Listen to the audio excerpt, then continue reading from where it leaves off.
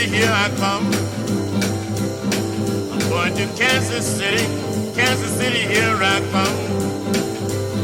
They got a pretty little baby that I'm gonna get me one. Said I'll be standing on the corner, 12th Street and Vine. Said I'll be standing on the corner, 12th Street and Vine. With my little baby and a bottle of cherry wine. Well, now I may take a train, I may take a plane, whatever I have to walk, I'm going just the same. Going to Kansas City, here I come. Crazy little baby, then I'm gonna get me one. Well, all right.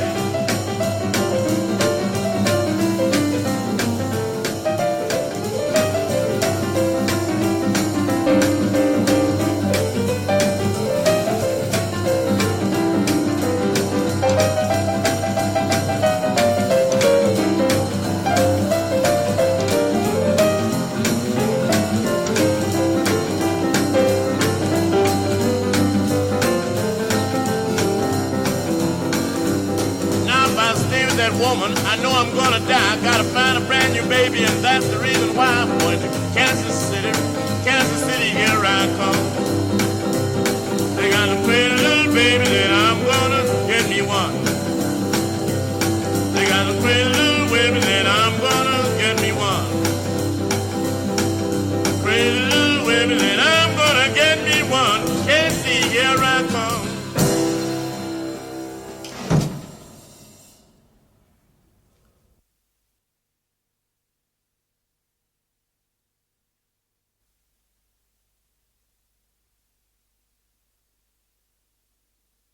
Oh, freedom.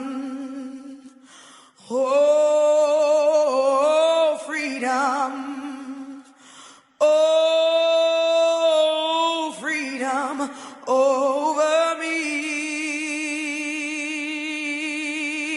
And before I'll be a slave, I'll be buried in my grave. And go home to my Lord and be free. Oh, freedom. Oh, freedom. Freedom. Oh, freedom. Oh, freedom over me. Over me. Before I be a slave,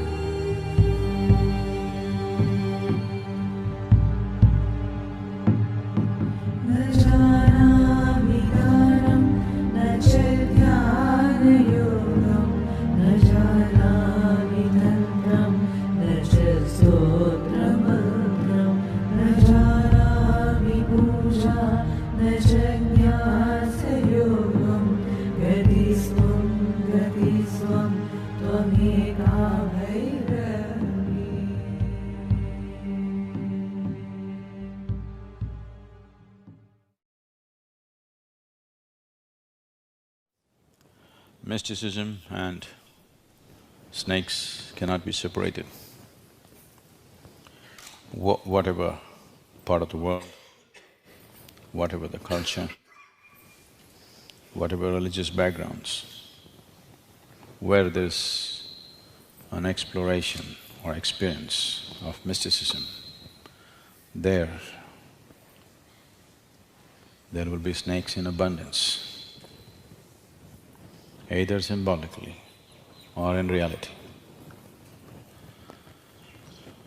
Whether it's the ancient cultures of Mesopotamia, Crete, Egypt, Cambodia, Vietnam, and of course we don't have to mention India, because there is no Indian temple without a snake. So one aspect of it is symbolism, because the yoga uses the snake, a coiled up snake, as kundalini. But the reason why it has earned that symbolic status is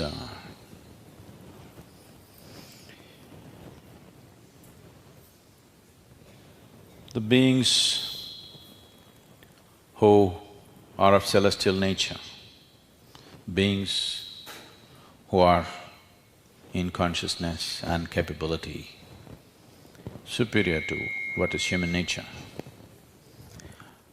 have always chosen to take the form of snake whenever they are here in this dimension of existence.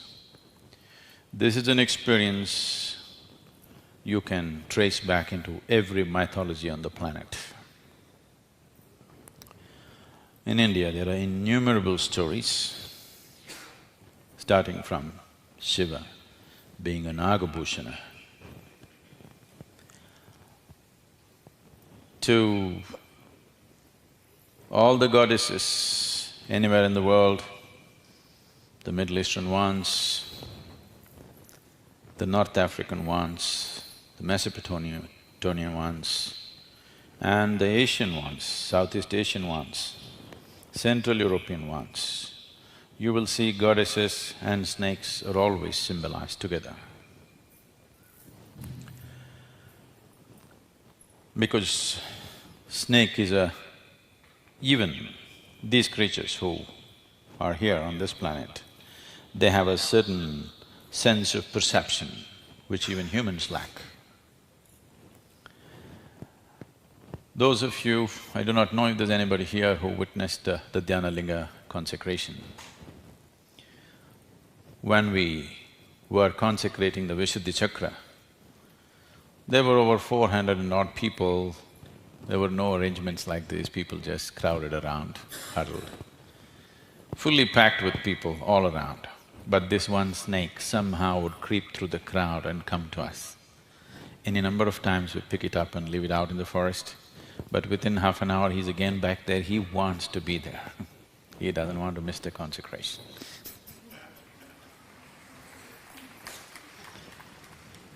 Because if one becomes very meditative, the first creature which is drawn towards meditativeness is snake. This is the reason why you always see sages and seers, if there are images, snakes are around, anthills have grown around them. This is just to indicate that to honor this creature, because it has such a sense of perception that it is able to perceive certain dimensions which human beings are longing to know. Human beings are desperate to know, but this creature which has no ears, a snake is stone deaf. So he uses his whole body as the ear. He puts his ear to the ground, truly because his whole body is in touch with the ground and he's really got an ear to the ground, and any fundamental change, even in a slightest manner that happens in this planet, a snake will know. If there is going to be, not yet, if there is going to be an earthquake in California, You ask a snake in the Velangiri mountains, he will tell you at least 30 to 40 days ahead of time that there is going to be an earthquake in California. I'm not joking about this, because their sense of perception is such. Any smallest moment in the planet, snake is the first creature which knows, because its sense of perception with regarding to the planet is so very keen and so very sharp. So, because of this perception, always the mythology, in India there's plenty, all over the world there is. You've always heard of Nagalokas existing beneath the underground. The nether world is the Nagaloka, where there's a whole host of… there's a whole society down there, not just of snakes, human beings who belong to the snake clan, who are known as the Nagas, who played a very, very important role in shaping the consciousness of this nation and literally every other culture, actually. Today we know, historically, we know that the great temples of Angkor, Angkor Thom and Angkor Wat of Cambodia, were built by the Naga descendants. These Nagas went from India and they interbred with the indigenous people there and established a kingdom. And later on, when certain Kaundinya, who was a Brahmin king from India, went and conquered or defeated the Naga queen, because Nagas were always matriarchal families, they were ruled by queens and not by kings. And human beings who are very deeply associated with snakes exist even today. I'm one of them, not a Naga, but my life and snakes cannot be separated. Every significant event in my life is always punctuated by the presence of a snake. After the Dhyanalinga consecration, when my body was in shambles, my system was broken and, I was going through various upheavals in the system, where the medical doctors said there is no hope, you have all kinds of bizarre things going in your body, your systems will fail. In United States, they said you are a blue light emergency, you should never get onto an airplane, you're a danger. So, I think those of you who read the Mystics' Musings must be aware of it, some mention of that is there. These mystical snake forms are not imagined. My life and snakes cannot be separated. Every significant event in my life is always punctuated by the presence of a snake. After the Dhyanalinga consecration, when my body was in shambles, my system was broken and, I was going through various upheavals in the system, where the medical doctors said there is no hope, you have all kinds of bizarre things going in your body, your systems will fail. In United States, they said you are a blue light emergency, you should never get onto an airplane, you're a danger. So, I think those of you who read the Mystics' Musings must be aware of it, some mention of that is there. These mystical snake forms are not imagined, they are a reality in another dimension. Those beings who wish to enter this dimension of existence have always chosen snake as a form because of various advantages that snake has. Probably he knows more about me than I know about him. I know a lot about him, but he knows more about me than I know about him. That's how he is. Mysticism and snakes cannot be separated because it's a certain dimension of perception, and this creature has come endowed with that capability. That is why the highest form of perception, which is the opening of the third eye in the Shiva's forehead, is punctuated by the presence of the snake. In the sense, The raised hood cobra, you know, you must understand this is a reptile, it must be crawling on the ground. Having Shiva, having it at his feet is okay, but he's got it over his head to indicate that it is even above him. The indication is, in some ways, he is even better than me. That's what he is also saying. So it is the rising of his energies to the peak which has opened up his third eye. Perception and refinement of energy are very, very directly connected. If there is no refinement of energy, there is no perception, there's no way to perceive when energy is so gross. So all practices, all yoga, all sadhana, every kind of spiritual practice and process on the planet is essentially to refine your energies. The temple is just a huge refinement of energies. It's not something different. It is just very intense and refined form of energy is what you're referring to as a goddess. Every woman has the same thing, every man also has the same thing, but it is not in such level of intensity and refinement. So right now Bhairavi is in a extremely intense state and a refined state. That's what makes her the goddess above everyone. That's what… though we create her, we bow down to her because she's refined and manages to stay that way, because we have to go through various aspects of life. Some moments we are like that, some moments we are some other way. But she is like that all the time because she has the advantage of, not having dinner breaks and bathroom breaks and all these hassles. And that's the advantage of being a god or a goddess.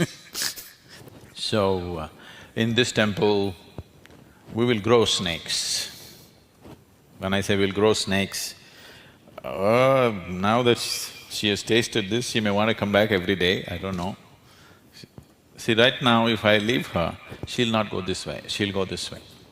I won't do that now because others also may go this way. Other ladies may run this way, so just to avoid that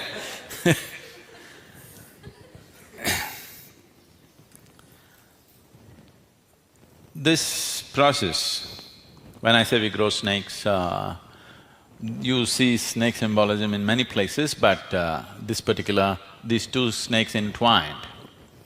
One aspect of this is, we've been doing the churning process, the hands going. This churning is essentially, every subatomic particle is in this moment of counter movement, clockwise and anti-clockwise. The most basic building material of matter in the existence is always going this way. I did not know this till about 4 months ago, when I was invited by a physicist, a professor in the Oxford University who teaches physics, fundamental physics there, and they wanted to see how they can link mysticism and physics, so we sat down for a discussion and this went on and on for about 8 hours non-stop, and even the physicist forgot to go to the bathroom. See, when somebody forgets to go to the bathroom, that means unknowingly they're stepping into a different dimension. Unknowingly. Knowingly if they do it, it would be great, but unknowingly they're moving into a space where physical is not ruling them anymore. When they forget to eat, when they forget to go to the bathroom, when they forget to sleep, that means the control of the physical over their lives is coming down, even without making a conscious effort towards it. And when he asked me, okay, what is the fundamental nature of your perception of your body? I said, the fundamental nature of my body is just this, I did this. He said, what is that? I said, that's the fundamental nature of